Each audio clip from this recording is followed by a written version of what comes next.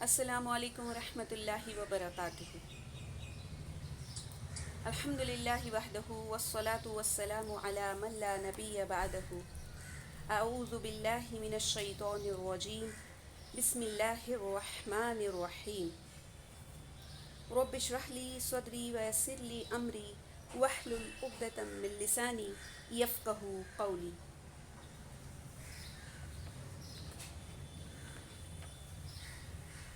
آج کے سیشن میں انشاءاللہ تعالی ہم توکل کی اہمیت و فضیلت کے بارے میں جانیں گے۔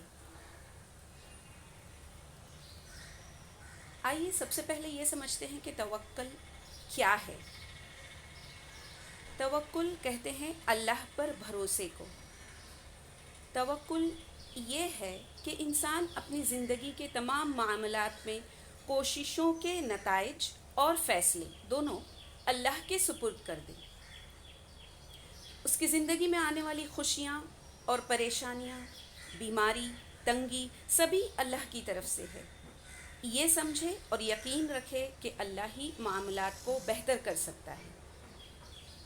نعمت اور مصیبت دونوں اللہ کی عطا کردہ مختلف سچویشنز ہیں۔ سورہ آل عمران کی آیت نمبر 159 میں اللہ سبحانہ وتعالیٰ نے آپسی مشورے کے بعد کسی کام کا ارادہ کرنے پر اللہ پر بھروسہ رکھنے کی تلقین کی اور کہا، بے شک اللہ توکل رکھنے والوں سے محبت کرتا ہے۔ یعنی توکل ہونے سے اللہ کی محبت حاصل ہوتی ہے۔ سبحان اللہ۔ اسی طرح سورۃ المائدہ آیت نمبر 23 میں اللہ سبحانہ وتعالیٰ حکم دے رہے ہیں کہ اگر تم مومن ہو تو صرف اللہ پر بھروسہ رکھو۔ ہم کو پوچھنا ہوگا اپنے آپ سے، کیا ہم صرف اللہ پر بھروسہ کرتے ہیں؟ کیونکہ اگر مومن کا توکل مضبوط ہوتا ہے تو وہ اپنی زندگی کی پریشانیوں میں فکروں سے آزاد ہو جاتا ہے۔ وہ ٹینشن یا ڈپریشن کا شکار کبھی نہیں ہوتا۔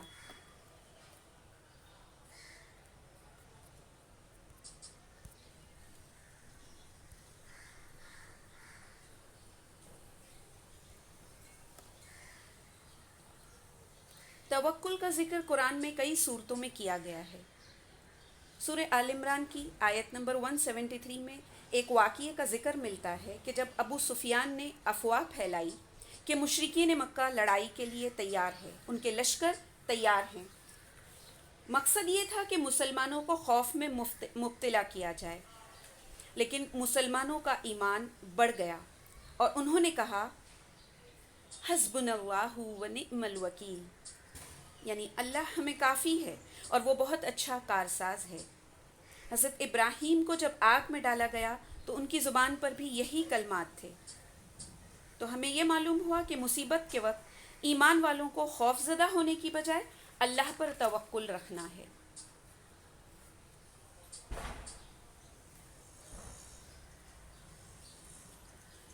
سورہ زمر آیت نمبر 36 میں رسول صلی اللہ علیہ وسلم کو مشرکین کے ذریعے غیر اللہ سے ڈرانے کا ذکر ملتا ہے۔ اللہ تعالیٰ کہتے ہیں، کیا اللہ اپنے بندے کے لیے کافی نہیں ہے؟ یعنی اللہ توکل رکھنے والے مومنین کی مدد کرتا ہے۔ اس لیے ہمیں توکل مضبوط کرنا چاہیے اگر اللہ کی مدد چاہتے ہیں، کیونکہ سورہ طلاق آیت نمبر 3 میں اللہ سبحانہ وتعالیٰ توکل رکھنے والے شخص کی مدد کی بات کرتے ہیں۔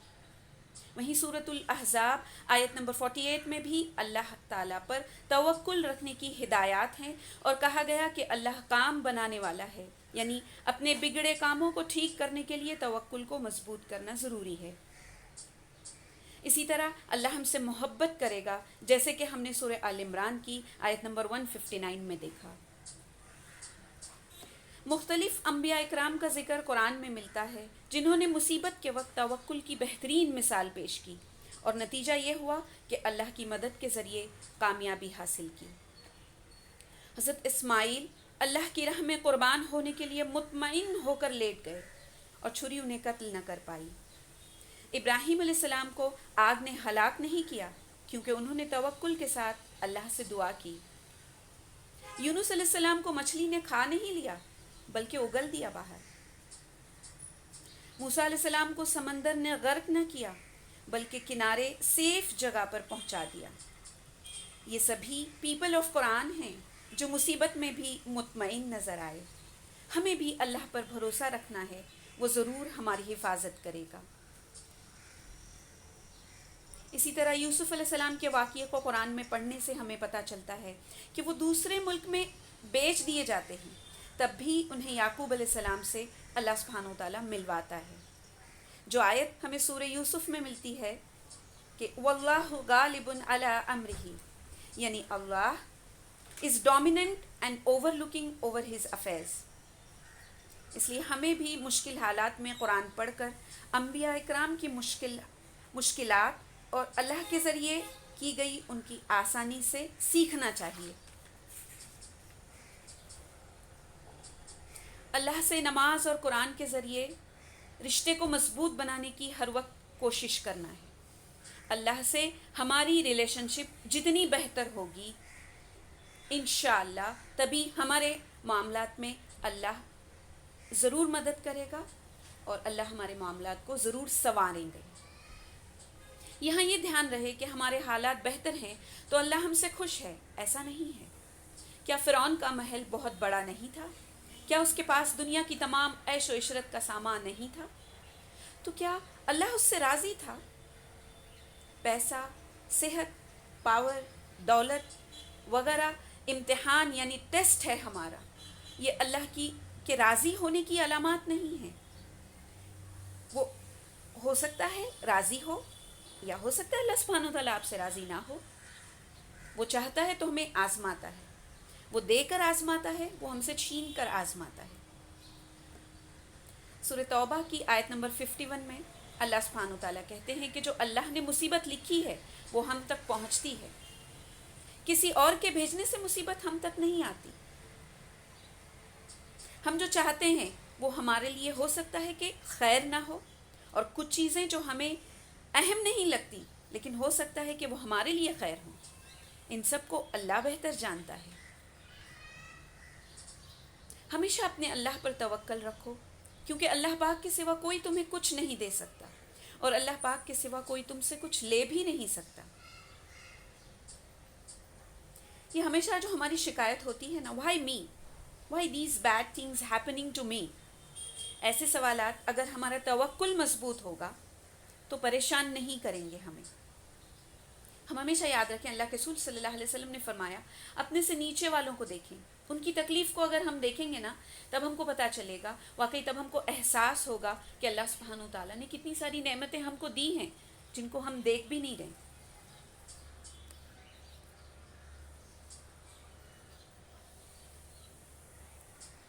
سورۃ البقرہ کی اس آیت میں ہم دیکھتے ہیں کہ اللہ سبحانہ و تعالیٰ ارشاد فرماتے ہیں اور ہم کسی نہ کسی طرح تمہاری آزمائش ضرور کریں گے، دشمن کے ڈر سے، بھوک سے، پیاس سے، مال و جان سے اور پھلوں کی کمی سے، اور ان حالات میں صبر کرنے والوں کو خوشخبری دے دیجیے۔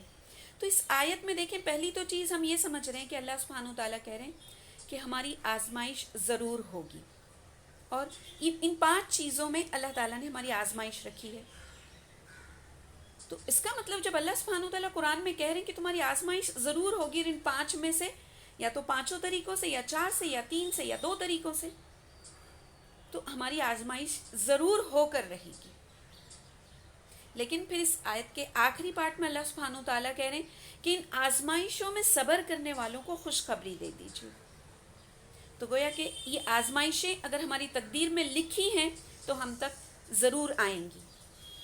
تو ایک امپورٹنٹ چیز کہ تقدیر پر ایمان لانا ہمارے لیے ضروری ہے، چونکہ تو اس لیے اگر یہ آزمائشیں ہم تک پہنچتی ہیں تو ہم کو چاہیے کہ ہم ڈپریشن میں جانے کی بجائے تقدیر پر ایمان لاتے ہوئے، انفیکٹ یہ تقدیر پر ایمان لانا ہمارے لیے ڈپریشن سے باہر لانے کا ذریعہ بنے گا انشاءاللہ تعالی۔ اگر کوئی مصیبت ہم تک پہنچتی ہے جیسے کہ ہم نے پچھلی آیت میں دیکھا تھا، تو پھر ہم نے کیا کرنا ہے؟ یہ سورہ لقمان کی آیت ہم کو بتاتی ہے کہ اگر آپ پر کوئی مصیبت آتی ہے تو آپ صبر کیجیے، دنیاوی معاملات کے نتیجوں پر دل چھوٹا نہ کریں، مایوس نہ ہوں، بلکہ صبر کریں، اور اس آیت میں اللہ سبحانہ و تعالیٰ کہہ رہے ہیں سورۃ البقرہ کی کہ اے ایمان والو صبر اور نماز کے ذریعے اللہ سے مدد چاہو. اللہ صبر کرنے والوں کا ساتھ دیتا ہے. ان اللہ مع الصابرین. تو اگر اللہ کا ساتھ چاہیے تو مشکلات پر پہلی چیز جو اس آیت میں بھی کہی جا رہی ہے اور پچھلی آیت میں بھی ہم نے دیکھا وہ ہے صبر، اور دوسری چیز نماز کے ذریعے سے مدد. یعنی گویا کہ ہم کو اللہ سے بات کرنی ہے. ان پریشانیوں کے نتیجے میں انسان تھک جاتا ہے. آپ دیکھیں کہ اللہ کی طرف سے ایک بہترین جواب آتا ہے اور وہ یہ ہے کہ خدا کی رحمت سے نا امید نہ ہو، بلکہ مایوسی کو قرآن میں کفر کہا گیا ہے. تو بہت زیادہ ضروری کہ ہم مایوس ہونے کی بجائے اللہ سے ہمیشہ امید رکھیں. جیسے کہ سورہ یوسف کی آیت ہم کو بتا رہی ہے کہ اللہ کی رحمت سے نا امید نہ ہو. اللہ کی رحمت سے نا امید تو کون ہوتا ہے؟ کافر ہوتے ہیں. تو ہم اگر مومن ہیں تو اللہ سے ہمیشہ اچھی امید رکھیں گے انشاءاللہ تعالی. یہ بخاری اور مسلم کی جو حدیث ہے یہ ہم کو بہت زیادہ پازیٹیو ایٹیٹیوڈ کی طرف لے جاتی ہے. اس حدیث میں آزمائشوں پہ صبر کرنے کی تلقین ہے. حضرت ابو سعید اور ابو ہریرہ رضی اللہ سے روایت ہے کہ نبی کریم صلی اللہ علیہ وسلم نے ارشاد فرمایا کہ مسلمان کو جو بھی تکان، بیماری، فکر، غم اور تکلیف پہنچتی ہے، یہاں تک کہ کانٹا بھی چبھتا ہے، تو اس کی وجہ سے اللہ سبحانہ و تعالیٰ اس کے گناہوں کو معاف فرما دیتا ہے. تو آپ دیکھیں ہم پر پریشانیاں اگر آ رہی ہیں تو اللہ کی مرضی کے بغیر تو نہیں آ رہی ہیں. اور یہ جو پریشانیاں آ رہی ہیں اس کے بدلے میں بھی ہم یہاں پر کیا دیکھ رہے ہیں اس حدیث میں کہ اس کے بدلے میں یہاں تک کہ کانٹا چبھ رہا ہے تو اس ہلکی سی تکلیف میں بھی ہمارے گناہ معاف ہوتے ہیں. تو گویا کہ جتنی پریشانیاں ہم تک آ رہی ہیں یہ ہمارے گناہوں کو معاف کر رہی ہیں. تو یہ ہمارے جو لیفٹ سائڈ پہ، ہمارے جو لیفٹ شولڈر پہ گناہوں کا بوجھ ہے تو گویا ان پریشانیوں کی وجہ سے وہ کم ہو رہا ہے. تو پازیٹیولی لیں ہر چیز کو.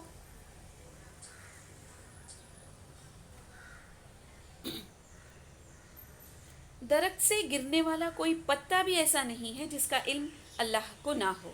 سورۃ الانعام کی آیت نمبر 59 میں ہم یہ چیز دیکھتے ہیں. تو پھر اگر جب ہم پر پریشانی آتی ہے تو وہ آنسو جو ہماری آنکھوں سے ٹپکتا ہے، وہ درد جو ہمارے دل کو بے قرار کر دیتا ہے، تو پھر کیا اس کی خبر اللہ تعالیٰ کو نہیں؟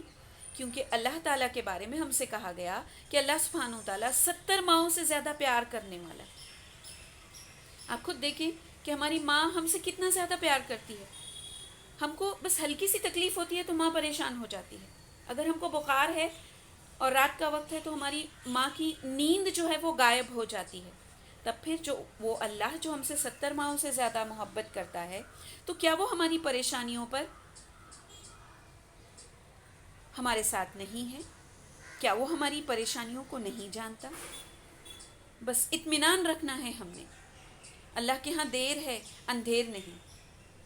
وہ ہر پریشانی کو ہماری جانتا ہے. اکثر ایسا ہوتا ہے نا کہ ہم اپنی سوچوں میں گم ہوتے ہیں پریشانیوں کی وجہ سے. بعض دفعہ یہ بھی ہوتا ہے کہ ہم ہمت ہارنے کے قریب ہوتے ہیں، پھر اچانک ایسے الفاظ پڑھنے کو ملتے ہیں کہ ہم کو حوصلہ دیتے ہیں. یہ سب اللہ کی طرف سے ہوتا ہے. وہ ہمیں امید کی کرن تھما دیتا ہے.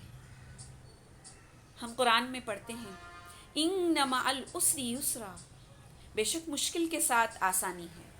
یہاں دھیان دیں اللہ سبحانہ و تعالیٰ یہ نہیں کہہ رہے مشکل کے بعد آسانی ہے، بلکہ یہ کہہ رہے ہیں مشکل کے ساتھ آسانی ہے.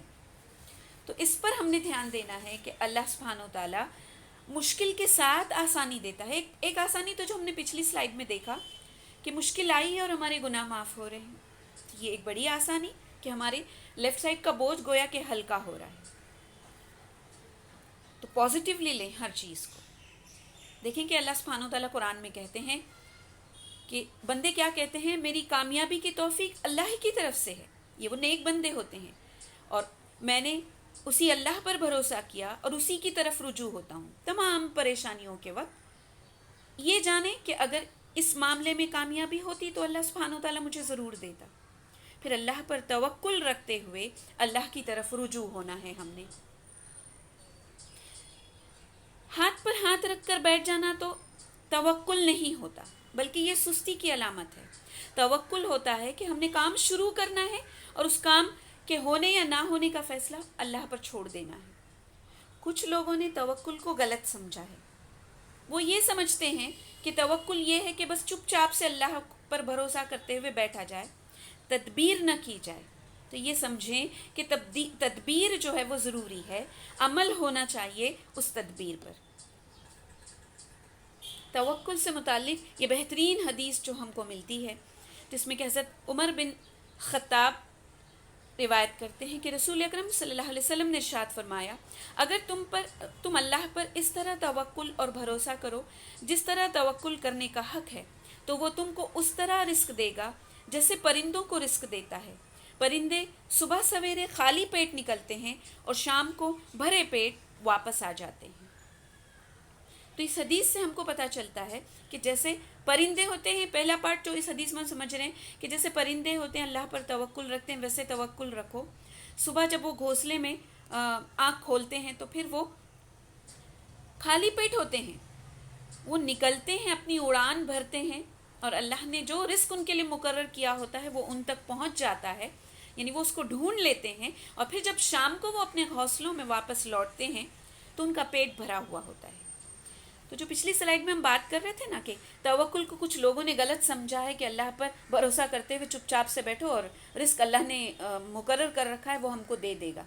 چپ چاپ سے بیٹھنے سے نہیں ہوگا، جیسے ان پرندوں کی مثال اس حدیث میں دی گئی، اسی طرح سے ہم نے بھی اسباب یعنی کہ ریسورسز کا استعمال کرنا ہے، کوشش ضرور کرنی ہے، اور یہ کوشش پلاننگ کے ساتھ کرنی ہے۔ جو تدبیریں ہیں ان پر عمل کر کے نتیجے کو پھر اللہ پر چھوڑ دینا ہے۔ جاب کے لیے کوشش نہ کرنا یہ غلط سوچ ہے۔ کیا ہم یہ سوچ رہے ہیں کہ اللہ پر توکل کر کے ہم چپ چاپ سے گھر میں بیٹھے رہیں گے اور بس اب چھت پھٹ جائے گی اور بارش پیسوں کی ہونے لگے گی اوپر سے؟ بالکل ایسے ہے جیسے ایگزام سے پہلے سٹڈیز ہی نہیں کرنی ہے ہم تو سٹڈیز کر کے جاتے ہیں نا ایگزامز میں، بالکل ویسے ہی ہماری یہ ساری زندگی ایگزام ہے آخرت کا۔ اس کے لیے اسباب کا استعمال کر کے کوشش کرنا ضروری ہے۔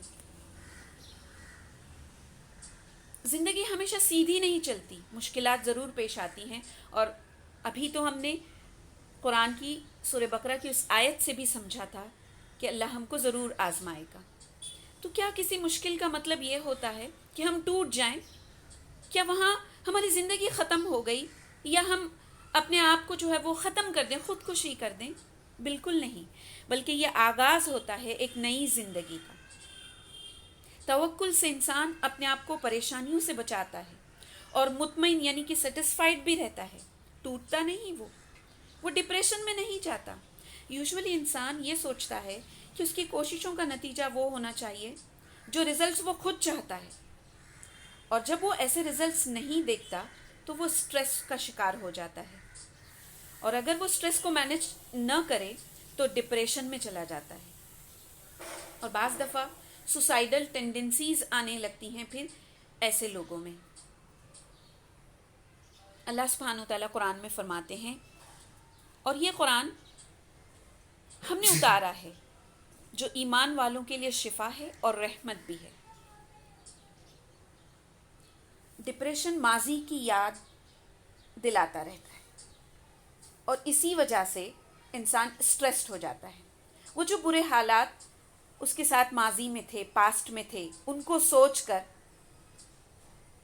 پریشان ہو رہا ہوتا ہے، جبکہ لوگوں کو ایک اور جو بیماری ہم کہیں گے وہ ہوتی ہے انزائٹی کی، اور یہ انزائٹی کیا ہوتا ہے؟ مستقبل کی سوچ سے پریشان ہونا، وری فار فیوچر۔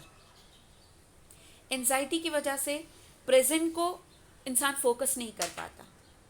الحمدللہ کہیں ہم زندہ ہیں، ابھی بھی سانس باقی ہے، ابھی بھی ہم اللہ نے جو خوبیاں دی ہیں ہم کو اس سے کوشش کر سکتے ہیں، اللہ سے دعا کر سکتے ہیں۔ انسان ڈپریشن سے جو ہے وہ ریگریٹ فیل کرتا ہے۔ کیسے؟ ریگریٹس بائی لوکنگ بیک، یاد دلاتا ہے رہتا ہے اس کو بار بار یہ ایک ڈائلاگ، کاش ایسا نہ ہوتا، یا کاش میں نے یہ کیا ہوتا یا یہ نہ کیا ہوتا وغیرہ.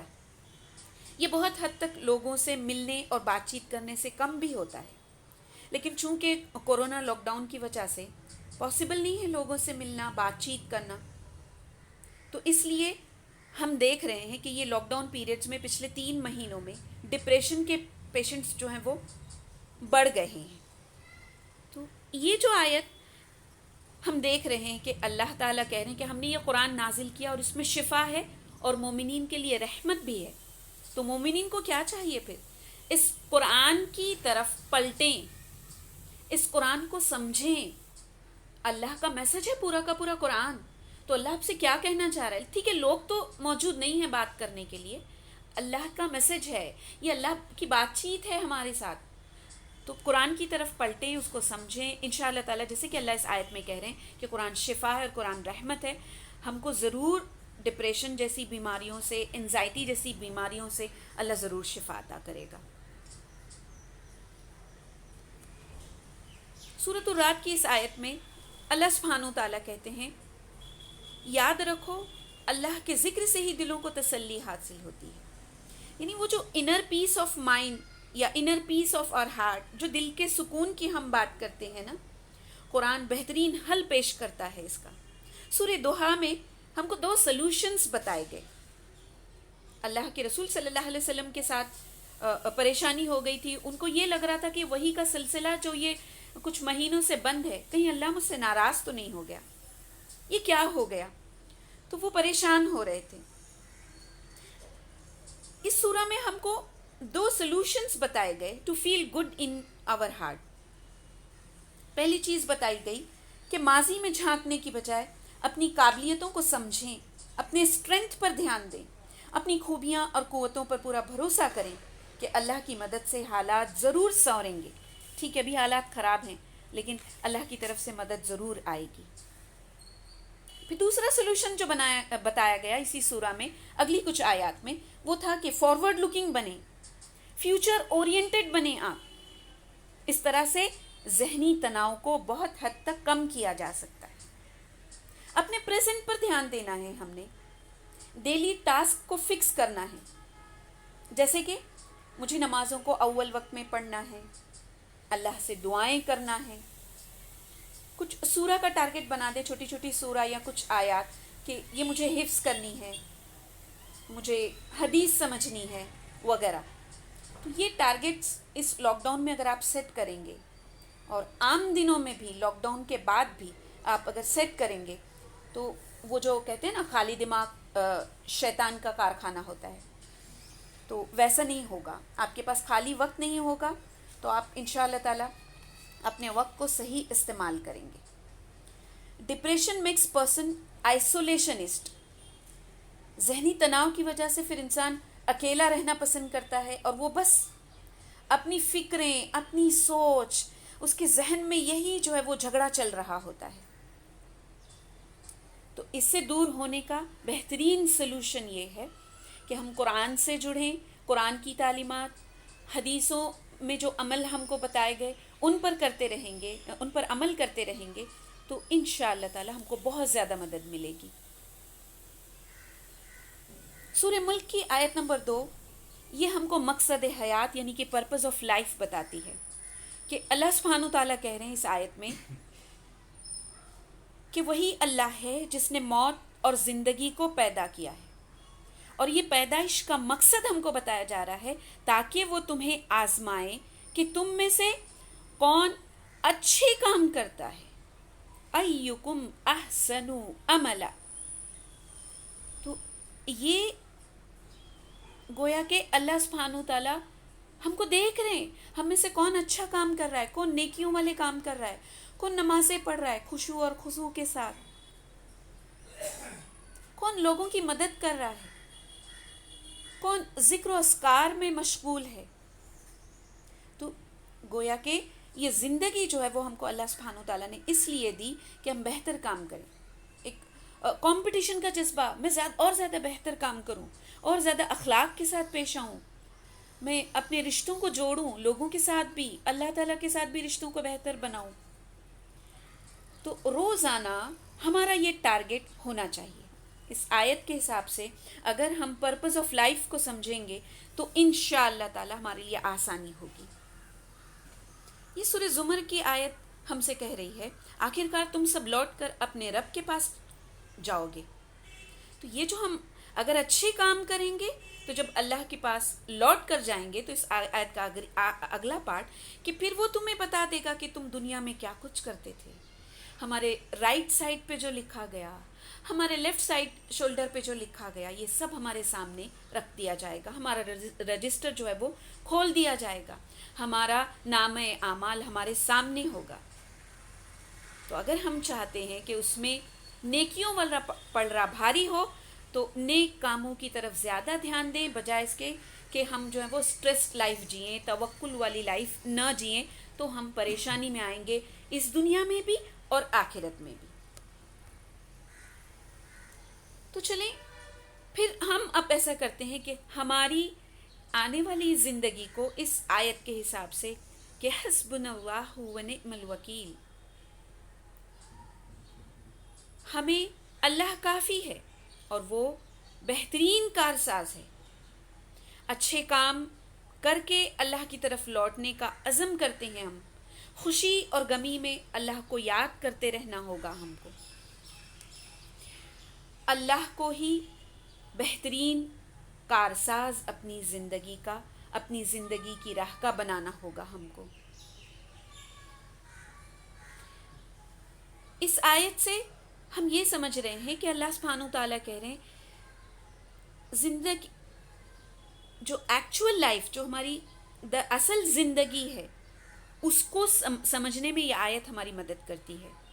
اور یہ دنیاوی زندگی کھیل کود کے سوا کچھ بھی نہیں. یعنی یہ جو دنیا کی زندگی ہے جس پر ہم بہت زیادہ فوکسڈ ہیں اور آخرت کی زندگی پر دھیان نہیں دے رہے ہیں. اس آیت کا اگلا پارٹ یہ ہے کہ دار الآخرت ہی اصل زندگی ہے. یہ جو زندگی، جو دنیا کی زندگی اللہ تعالیٰ نے ہم کو دی ہے، جس کو ہم ایکچول لائف سمجھ رہے ہیں، یہ تو بس ہماری ایکچول لائف میں آنے والا ایک بس سٹاپ ہے. بس جیسے کہ ہم ممبئی سے دہلی جا رہے ہیں اور بیچ میں ایک جو ہے وہ سٹاپ آ گیا، آگرہ آ گیا، تو بالکل اسی طریقے سے. اور پھر اللہ تعالیٰ یہ کہہ رہے ہیں کہ لو کانوا یعلمون، یہ لوگ تو جانتے ہی نہیں اس چیز کو کہ آخرت کی زندگی اصل زندگی ہے. تو ایکچول لائف کی انڈرسٹینڈنگ اس آیت سے اب ہم کو ہو گئی ہے. تو اس ایکچول لائف یعنی آخرت کی زندگی کے لیے ہم نے کوششیں شروع کرنا ہے. اس کے لیے یہ دعا کر سکتے ہیں ہم، جیسے کہ ہم کو قرآن کی یہ آیت ملتی ہے، بہترین دعا کہ میں اپنے معاملات کو اللہ کے سپرد کرتی ہوں، یقیناً اللہ اپنے بندوں کا نگہبان ہے. تو اپنے سارے معاملات کو میری بہنوں ہم نے اللہ کے سپرد کر دینا ہے. وہ یقین جانے بندوں کا نگہبان ہے. اسی طرح سے ایک اور دعا ہم کو ملتی ہے، تمام فکروں سے آزادی کی دعا، سورہ توبہ میں یہ ملتی ہے، اور جس کے بارے میں حدیث ہم کو ملتی ہے کہ اگر صبح اور شام اس دعا کو 7 مرتبہ پڑھتے رہیں گے تو انشاءاللہ تعالی اللہ سبحانہ وتعالی ہم کو تمام فکر اور مشکلات میں کافی ہو جائے گا، ہمارے لیے آسانی ہو جائے گی. حسبی اللہ لا الہ الا هو علیہ توکلت وہو رب العرش العظیم. مجھے اللہ ہی کافی ہے، اس کے سوا کوئی معبود نہیں، اسی پر بھروسہ رکھتی ہوں اور وہ بڑے تخت کا مالک ہے.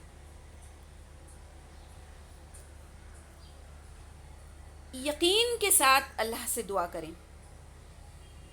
آپ دیکھیں اگر ہم اللہ کی طرف نہیں پلٹیں گے، اگر ہم ان دعاؤں کے ساتھ توکل کے ساتھ اپنی زندگی نہیں بتائیں گے تو پھر شیطان وسوسوں کے ذریعے ہم کو سٹریس میں ڈالے گا. اور بعض دفعہ لوگ یہ سٹریس اتنا زیادہ ان لوگوں کا بڑھ جاتا ہے کہ پھر وہ ڈپریشن میں جا کر اور پھر سوسائیڈل ٹینڈنسیز آنے لگتی ہیں، اور بعض لوگ تو پھر خودکشی کر لیتے ہیں. جبکہ اللہ سبحانہ و تعالیٰ نے قرآن میں فرمایا کہ اپنے آپ کو ہلاک نہ کرو، کچھ شک نہیں کہ اللہ تم پر مہربان ہے. تو جب اللہ نے ہم کو حکم دیا ہے قرآن میں کہ ہم نے اپنے آپ کو ہلاک نہیں کرنا ہے، تو پھر کیا وجہ ہے کہ انسان اللہ پر توکل نہ رکھتے ہوئے، پازیٹیو ایٹیٹیوڈ نہ رکھتے ہوئے اسٹریس میں چلا جاتا ہے، تناؤ میں چلا جاتا ہے؟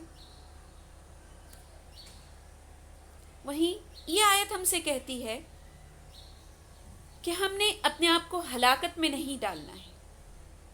ہلاکت میں تو دراصل وہ لوگ ہی اپنے آپ کو ڈالتے ہیں جو اللہ سے دور ہو جاتے ہیں. اگر اللہ سے دور رہیں گے تو ہم ڈپریشن میں چلے جائیں گے اور اپنے آپ کو ہلاک کریں گے. جبکہ یہ 2 آیات ہم نے دیکھی جس میں کہ ان چیزوں سے منع کیا جا رہا ہے. اللہ سبحانہ و تعالیٰ کہتے ہیں وَلَا تَحِنُوا وَلَا تَحْزَنُوا، دل شکستہ نہ ہو اور نہ غم کرو، بلکہ اللہ سے اپنے رشتوں کو مضبوط کرو. غم کرنے کی بجائے، نا امید ہونے کی بجائے اللہ سے امید رکھیں، اللہ سے اپنے رشتوں کو مضبوط کریں. اللہ سبحانہ و تعالیٰ قرآن میں کہتے ہیں مَا لَكُمْ لَا تَنَاصُرُونَ، آپ لوگوں کو کیا ہو گیا ہے، آپ ایک دوسرے کی مدد کیوں نہیں کرتے؟ آپ یہ جانیں کہ دوسروں کی مدد سے خوشی محسوس ہوتی ہے. آپ دوسروں کی مدد کر کے اس خوشی کو محسوس کریں. اسی طرح آپ دوسروں سے کانٹیکٹ کرو گے، ورنہ اکیلا پن ذہنی تناؤ میں مبتلا کر دے گا. جیسے ابھی لاک ڈاؤن کا زمانہ ہے، بہت سارے لوگ راشن کے لیے پریشان ہیں، بھوکے ہیں. تو ایسی آرگنائزیشنز جو کام کر رہے ہیں ان بھوکوں کو کھانا کھلانے کا، غریبوں کی مدد کرنے کا، آپ ان سے جڑیں اور فزیکل ڈسٹینسنگ بنائے رکھیں اور لوگوں کی مدد کرتے رہیں. بہت خوشی، سکون محسوس کریں گے آپ اس میں. یاد رکھیں کہ دوسروں کی مدد میں یہ بھی شامل ہے کہ ان کے برے حالات میں انہیں تانے نہیں دینا ہے ہم نے، بلکہ اگر ان کے برے حالات ہیں تو جانا ہے، ان سے باتیں کرنی ہیں، اور وہ باتیں ایسی ہونا چاہیے جو ان کو پازیٹیوٹی کی طرف لے آئیں. برے حالات میں لوگوں کی طرف سے جب بے رخی آتی ہے تو کچھ کیسز میں پھر ایسے اشخاص جو ہیں وہ ڈپریشن کا شکار ہو جاتے ہیں اور بعض دفعہ پھر سوسائڈ کا سبب بھی بنتے ہیں.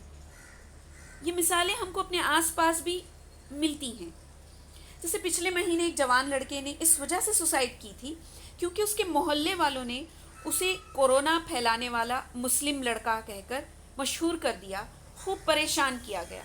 وہ بچہ ذہنی تناؤ میں چلا گیا اور اسے سوسائڈ کر لی. تو ہونا تو یہ چاہیے تھا کہ وہ بچہ قرآن کی طرف رجوع کرتا، اللہ کی طرف رجوع کرتا، اللہ سے دعائیں کرتا، لوگوں سے بات کرتا، تو شاید یہ سچویشن نہ آتی. خیر، ہونی کو کوئی نہیں ٹال سکتا، لیکن یہ آیت ہم کو قرآن میں جو ملتی ہے یہ اس بات پر ابھارتی کہ ہم نے دوسروں کی مدد ضرور کرنی ہے. کل مجھے یہ ٹویٹ دیکھنے کو ملا. شریش کندر صاحب نے ایک بہترین ٹویٹ کیا تھا. سشانت سنگھ آپ جانتے ہیں کہ سنڈے کو انہوں نے جو ہے وہ اپنے گھر میں جو ہے وہ ڈیڈ پائے گئے اور شاید انہوں نے سوسائڈ کی ہے. کچھ کے حساب سے وہ ڈپریشن کا شکار تھے. ہم نہیں جانتے، انہوں نے کوئی سوسائڈ نوٹ وغیرہ نہیں چھوڑا ہے، ہم نہیں جانتے اصل وجہ کیا تھی، ان کے ایسی کیا پریشانی آ گئی تھی کہ انہوں نے اپنی زندگی کو ختم کر دیا. بہتر یہ ہوتا کہ ان کے اپنے دوست، ان کے اپنے آس پاس رہنے والے اگر یہ جانتے کہ وہ پریشان ہیں، اور مجھے لگتا ہے کوئی نہ کوئی تو ان کے قریبی جانتے ہی ہوں گے، تو وہ ان سے پازیٹیو باتیں کر کے ان کو اس ڈپریشن سے نکال سکتے تھے. لیکن ایسا نہیں ہوا. اور عموماً ہم دیکھتے ہیں کہ یہی ہوتا ہے کہ موت کے بعد 4 لوگ آتے ہیں کندھا دینے کے لیے اور چھوڑ آتے ہیں بس آخری مقام تک. اگر یہی 4 لوگ زندہ رہتے آتے تو 4 کی بھی ضرورت نہیں تھی. اگر ایک بھی آتا اور ایسے ڈپریشن والے شخص سے بات کرتا تو وہ ایک لائف کو، ایک زندگی کو بچا سکتا تھا. تو زندہ لوگوں کے پرابلمز کو سمجھ کر دلاسا دینے یا مدد کرنے کی کوشش ضرور ہونی چاہیے. یہ جو سوسائڈ ہم کو دیکھنے ملا سشانت سنگھ راجپوت جو ایکٹر تھے ان کا، اس سے ہم کو یہ پتہ چلتا ہے کہ ڈپریشن ایک بیماری ہے، اور یہ ہم جیسے کورونا کو سمجھ رہے ہیں کہ یہ بہت بڑی بیماری ہے، لیکن کورونا میں تو 80% لوگ، ریسرچ یہ بتا رہی ہے کہ اسمپٹمیٹک ہوتے ہیں، کم سمٹمز دکھائی دیتے ہیں، اور ایک ہی ہفتے میں اس انفیکشن سے نکل کر کے باہر آ جاتے ہیں، ریکور ہو جاتے ہیں۔ لیکن ڈپریشن جس شخص کو ہے، جو ذہنی تناؤ میں ہے، اگر اس کا صحیح وقت پر علاج نہیں کیا گیا تو اس کے رزلٹس بہت بھیانک ہوتے ہیں۔ آپ دیکھیں کہ جو شخص سوسائڈ کر لیتا ہے اس کا مقصد یہ ہوتا ہے کہ یہ پین، یہ جو تکلیف ہے مجھے، یہ ختم ہو جائے۔ لیکن یہ دھیان رکھیں آپ کہ suicide is not the end of pain, it only transfers that pain to your loved ones. جس انسان نے خودکشی کر لی وہ تو چلا گیا، لیکن اس کے اپنے گھر والے جو ہیں اب وہ پریشان ہونے لگ جاتے ہیں۔ جیسے میں بتا رہی تھی کہ یہ ڈپریشن یہ بہت زیادہ عام ہو گیا ہے ابھی۔ یہ مینٹل ہیلتھ، اس کے بارے میں ضرور کھل کر بات ہونی چاہیے، کیونکہ ڈپریشن دماغی ہوتا ہے تو لوگ، کیونکہ یہ مینٹل ڈیزیز ہے اس لیے لوگ کھل کر عموماً بات بھی نہیں کرتے، چھپا دیا جاتا ہے ان باتوں کو۔ اور آپ کو یہ جان کر حیرت ہوگی کہ ریسرچ یہ بتاتی ہے کہ 1 in 15 ہم لوگوں کے درمیان ہر 15 لوگوں میں سے ایک ڈپریشن کا شکار ہے۔ پریشانیوں کی وجہ سے ہم وری جو ہے جس کو ہم بولتے ہیں، تو اگر ہم پریشان ہیں تو اٹس اوکے، بٹ یہ پریشانی جو ہے یہ ڈپریشن میں ٹرانسفارم نہ ہو، اس پر ہم نے دھیان دینا ہے۔ اینڈ ان کیس اگر یہ ڈپریشن کی طرف جا رہی ہے تو اس کا سلوشن کیا ہے؟ پھر پچھلی کچھ سلائیڈز میں ہم نے دیکھا تو جو پہلا امپورٹنٹ، بہت زیادہ اہم سلوشن ہے وہ ہے اللہ کی طرف رجوع ہو جانا، قرآن کی طرف پلٹنا، بوسٹ یور ایمان، بوسٹ یور توکل، اور آپ دیکھیں گے کہ بہت زیادہ حد تک جو ہے وہ ڈپریشن سے وہ انسان باہر نکلے گا۔ لیکن اگر یہ ڈپریشن بہت زیادہ ڈیپ ہو چکا ہے، مینٹلی وہ پرسن اگر بہت زیادہ اسٹریسڈ ہے، تو اس کو پھر اس کے علاوہ اور چیز کرنی ہوگی، وہ ہوگی کہ وہ کاؤنسلر کی طرف جائے، اور یہ کاؤنسلر جو ہے وہ سائیکولوجیکل اس کو بہت زیادہ جو ہے وہ اپ کرے گا، اس کی وجہ سے اس کا سٹریس لیول جو ہے وہ ڈاؤن چلا جائے گا، اس سے بھی وہ شخص ڈپریشن سے باہر نکل آئے گا۔ فردر ڈپریشن اگر اور زیادہ ہے تو تیسرا اس کا سلوشن یہ ہے کہ میڈیکل پریکٹیشنر کے پاس جایا جائے، وہ کچھ میڈیسنس دے گا اور جس کی وجہ سے ٹیمپرریلی جو ہے وہ مینٹل اسٹریس کم ہو جائے گا۔ چوتھا سلوشن یہ ہے کہ تھراپسٹ کے پاس جایا جائے، اور پھر وہ تھراپسٹ جو ہوتے ہیں وہ کچھ مشغلے دیتے ہیں اور ان میں جو ہے وہ بیزی رہنے کے لیے بولتے ہیں۔ بیسیکلی یہ ہوتا ہے کہ آپ کا دماغ کچھ نہ کچھ کام کرتے رہے، اور اگر آپ خالی ہوں گے تو پھر بہت زیادہ سوچ میں گم ہو جاؤ گے، پھر وہی جو ہے وہ مینٹل سٹریس کی طرف چلے جاؤ گے۔ تو ڈپریشن کے 4 سلوشنز ہو سکتے ہیں، اور پہلا ہم نے دیکھا کہ اللہ کی طرف رجوع کرنا، توکل کو بوسٹ اپ کرنا، اپنے ایمان کو مضبوط کر لینا، دوسرا کاؤنسلر کی ہیلپ لینا، تیسرا میڈیکل پریکٹیشنر کے پاس جانا، اور چوتھا تھراپسٹ کے پاس۔ یہ جو مینٹل ہیلتھ یا انزائٹی، ڈپریشن، یہ سب جو بولتے ہیں، یہ سارے part and parcel of our life ہیں۔ غریب سے لے کے امیر سب جو ہے وہ ان حالات سے گزرتے ہیں، بٹ ہم کو جو ہے وہ ہمارے ایموشنز پہ کنٹرول اگر آ جائے گا تو انشاءاللہ تعالی ان سبھی نیگیٹو چیزوں سے نکل کر کے ہم پازیٹیوٹی کی طرف ضرور آئیں گے۔ اب دیکھیں، جب یہ ڈپریشن میں نے بات کر لی تھی کورونا کی، تو آئیں تھوڑی سی کورونا کی بات کر لیتے ہیں۔ اس میں کیا ڈوز اینڈ ڈونٹس ہیں، یہ سب ہم نے جو ہے وہ مارچ کے اینڈ میں ہی ایک میرا سیشن تھا جس میں کہ ہم نے یہ دیکھا تھا، تو آج ہم اس پر زیادہ بات نہیں کریں گے۔ بلکہ آج ہم یہ دیکھیں گے کہ آج کی اگر میں 16 جون کی بات کروں تو 16 جون 2020 کی رپورٹ اگر میں دیکھتی ہوں تو مجھے یہ پتہ چلتا ہے کہ کورونا کی وجہ سے اب تک جو ہے وہ جو انڈیا میں ٹیسٹ کیے گئے وہ آج کی جو رپورٹنگ ہے اس حساب سے 3,43,091 اتنے لوگ پازیٹیو آئے ہیں، اور اس میں سے جتنے لوگوں کی ڈیتھ ہوئی ہے وہ 9,900 ہے. اس کو دھیان رکھیں آپ، اگلی سلائیڈ میں یہ کام آئے گا. کتنی ڈیتھ ہوئی ہیں اب تک؟ 9,900. وہیں 1,80,013 لوگ اب تک ریکورڈ ہوئے ہیں.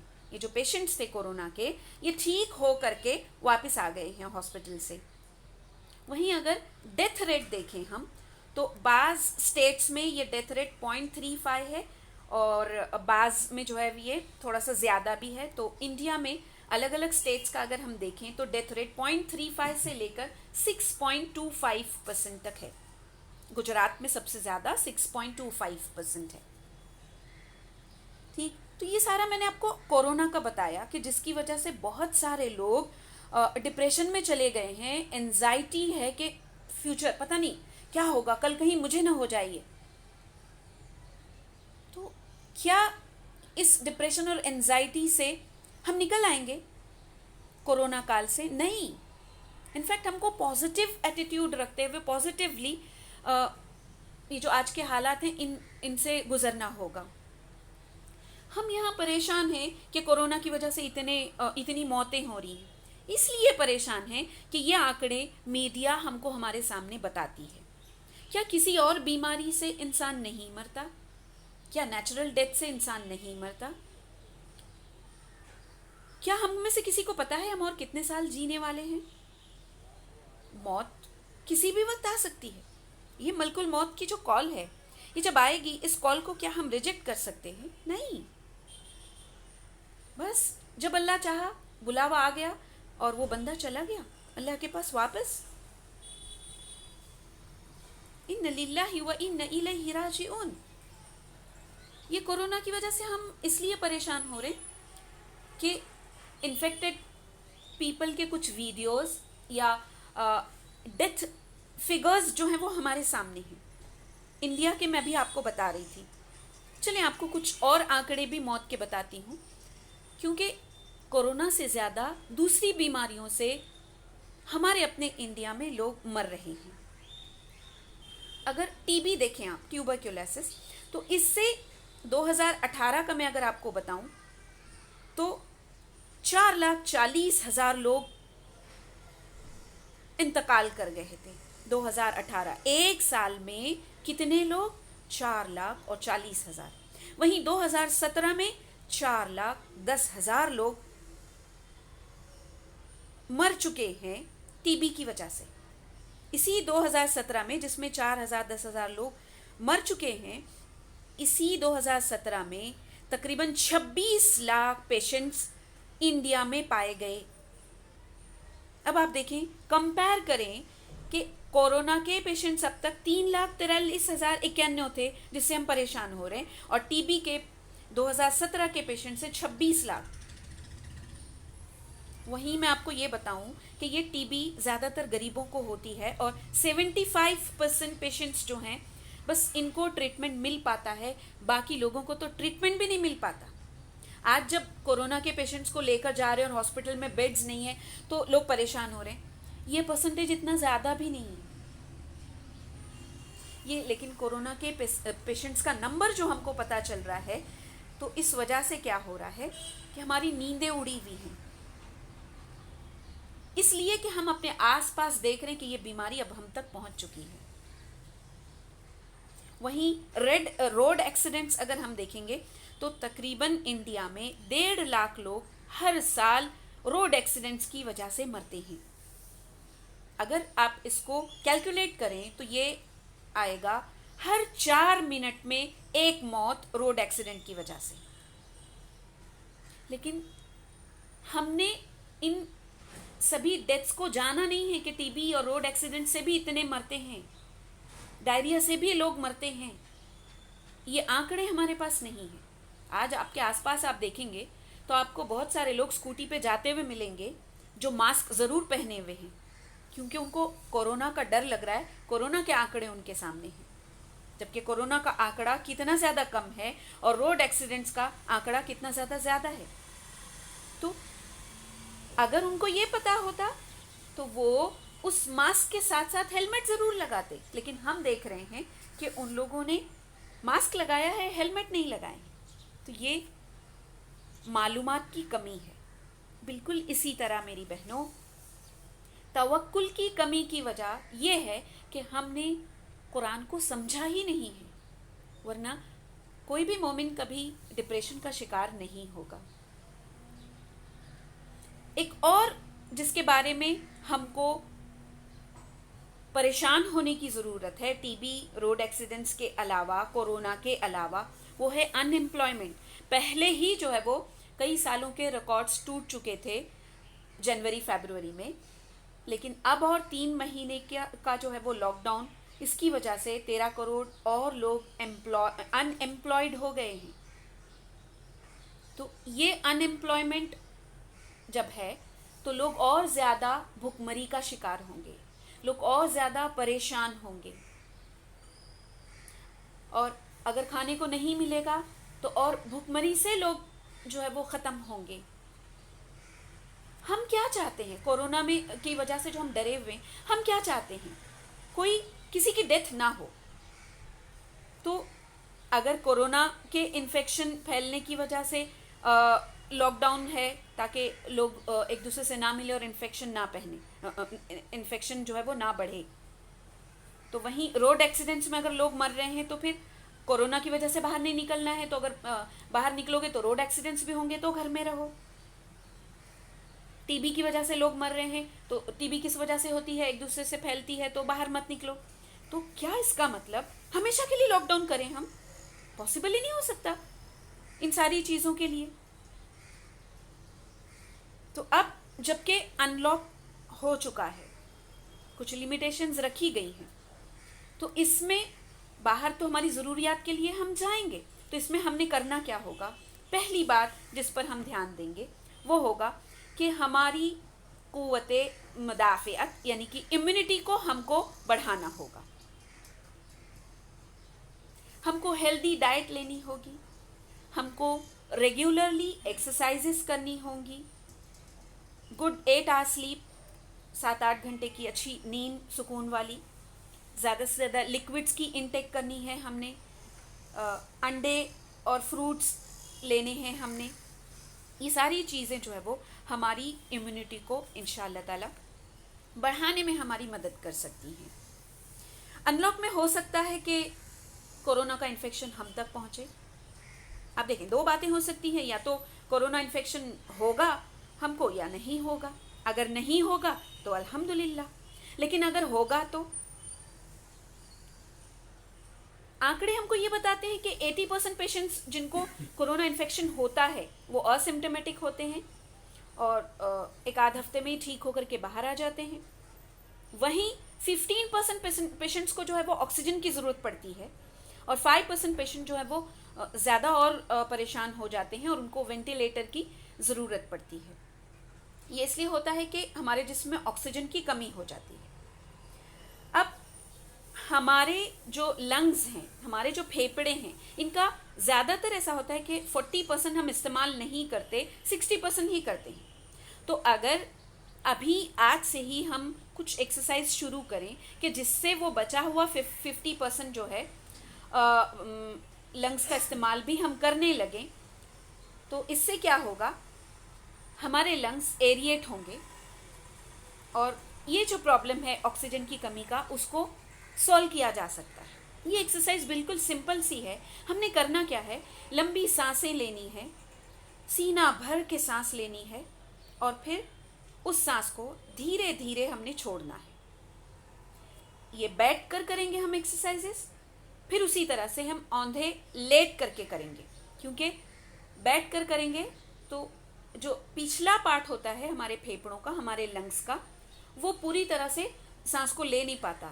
زیادہ پارٹ جو ہے وہ پھیپھڑے کا پیچھے کی طرف ہوتا ہے، کیونکہ آگے کی طرف دل وغیرہ ہوتا ہے. تو اوندھے منہ لیٹ کر کے جب اسی طرح سے ہم لمبی سانس لیں گے سینہ بھر کے اور پھر اس کو دھیرے دھیرے چھوڑیں گے، تو اس سے کیا ہوگا کہ وہ 40% جو ہم یوٹیلائز نہیں کر رہے تھے وہ لنگ کا پارٹ بھی ہم استعمال کریں گے، آکسیجن کو اندر خوب ہم کھینچیں گے اور اس طرح سے ہمارے جسم کا آکسیجن کا لیول بڑھے گا۔ یہ ایکسرسائز ہم کو دن میں 5 مرتبہ ہر بار 3 سے 5 منٹ کرنی ہے، اور جب تک کورونا ختم نہیں ہوگا اس ایکسرسائز پہ ہم ضرور دھیان دیں گے، تو اس سے بہت زیادہ مدد ملے گی انشاءاللہ تعالی ہم کو کہ ہمارا آکسیجن کا لیول ہم انکریز کر پائیں گے۔ تو یہ جو کورونا کی وجہ سے، کیونکہ ممبئی میں اور آس پاس کے ریجنز میں تھانے، بھیونڈی، کلیان، ڈومبیولی سب جگہ بڑھا ہوا ہے کورونا کا انفیکشن، اور سب جگہ لوگوں کی سلیپ لیس نائٹس ہم دیکھ رہے ہیں۔ تو بجائے اس کے کہ ہم سٹریسڈ ہو جائیں، ہم ان ایکسرسائز کے ذریعے سے اور امیونٹی بڑھانے والی چیزیں جو میں نے آپ کو بتائی ہیں وہ کرنے سے بہت زیادہ جو ہے وہ اس بیماری سے نکل کر کے آئیں گے اگر ہم انفیکٹڈ بھی ہوں گے۔ اور پہلی بات جو میں دہراؤں گی وہ یہ ہوگی کہ آپ اللہ پر توکل رکھیں، اللہ سے دعا کرتے رہیں، اللہ سے مدد مانگیں، کیونکہ اللہ سبحانہ و تعالیٰ سورہ طلاق میں کہتے ہیں سَيَجْعَلُ اللَّهُ بَعْدَ عُسْرٍ يُسْرًا، ان قریب اللہ تعالیٰ تنگی کے بعد آسانی بھی کر دے گا۔ یہ جو کورونا کی پریشانی ہم پر آئی ہے اس سے انشاءاللہ تعالیٰ ہم ضرور نکلیں گے، اللہ تعالیٰ کی مدد ضرور آئے گی ہم تک۔ سورہ آل عمران کی اس آیت میں ہم دیکھتے ہیں کہ اللہ سبحانہ و تعالیٰ ہمارا بہترین پروٹیکٹر ہے، وہ ہمارا بہترین ہیلپر ہے، وَهُوَ خَيْرُ النَّاصِرِينَ۔ جب وہ ہمارا بہترین مددگار ہے تو مدد بھی اسی سے مانگیں گے نا، ہم امید بھی اسی سے رکھیں گے نا۔ ہم کہیں اللہ تعالیٰ سے ربی انی مغلوب فانتصر، میرے رب میں بے بس ہوں، تو میری مدد کر۔ اللہ سے امید کبھی بھی نہ چھوڑیں، وہ انشاءاللہ تعالیٰ آپ کی ضرور حفاظت کرے گا۔ تو آئیں دیکھتے ہیں آج کے سیشن کا ٹیک اوے۔ آج ہم نے کیا سیکھا؟ آج سب سے پہلے ہم نے یہ سیکھا کہ اللہ پر خالص ایمان رکھتے ہوئے توکل یعنی اللہ پر بھروسہ رکھنا ہے۔ ہم نے ہمارے ہر معاملے میں جو نتیجہ آ رہا ہے وہ اللہ کی طرف سے ہے، اس بات کا پختہ یقین رکھنا ہے ہم نے۔ دوسری بات جو ہم نے سیکھی وہ یہ ہے کہ دنیاوی معاملات کے نتیجوں میں موجود اسباب اور ذرائع کا استعمال کر کے ہماری پازیٹیوٹی کو ہم نے برقرار رکھنا ہے۔ اس طرح سے پازیٹیو ایٹیٹیوڈ ہم نے اپنی پرسنالٹی میں لے کر کے آنا ہے۔ تیسری چیز ہم نے سیکھی کہ صرف اللہ سے امید ہونی چاہیے اور کسی سے نہیں، اور اللہ ہمارا بہترین کارساز مددگار، تو اس لیے اللہ سے مانگیں، اللہ سے امید رکھیں۔ چوتھی چیز جو آج ہم نے سیکھی وہ یہ ہے کہ حالات اگر برے بھی ہیں تو صبر کے ساتھ امن و سکون قائم رکھنا ہے اپنی پرسنالٹی میں ہم نے، اور اللہ سے مدد مانگنی ہے۔ تو چوتھی چیز جو ہم نے سیکھی وہ صبر ہے۔ پانچویں چیز جو ہم نے سیکھی وہ ہے ہر حال میں مطمئن رہتے ہوئے اللہ کا شکر ادا کرنا۔ تو ان شارٹ پہلی چیز توکل میں ہم نے سیکھی اللہ پر ایمان کو بڑھانا ہے ہم نے، دوسرا پازیٹیو ایٹیٹیوڈ، تیسرا اللہ سے امید، چوتھا صبر، اور پانچواں شکر۔ اللہ تعالیٰ سے آخر میں یہ دعا ہے کہ اللہ ہمیں مضبوط توکل عطا فرمائے، ہمیں صبر و شکر کے ساتھ زندگی گزارنے کی توفیق عطا فرما، ہمیں صحت و تندرستی عطا فرما، ہمیں ہر قسم کی بیماری سے محفوظ رکھ۔ اللہ تو ہماری حفاظت کر، ہمارے رشتہ داروں کی، تمام مومن مسلمانوں کی، تمام انسانوں کی اللہ سبحانہ و تعالیٰ تو ہر قسم کی بیماری سے حفاظت فرما۔ اللہ تو ہم سب کی مغفرت فرما اور ہم سب کو جنت الفردوس میں اعلیٰ مقام عطا فرما. اللہم آمین. سبحانک اللہم و بحمدک اشہد ان لا الہ الا انت استغفرک و اتوب الیک. وآخر دعوانا ان الحمد للہ رب العالمین. السلام علیکم ورحمۃ اللہ.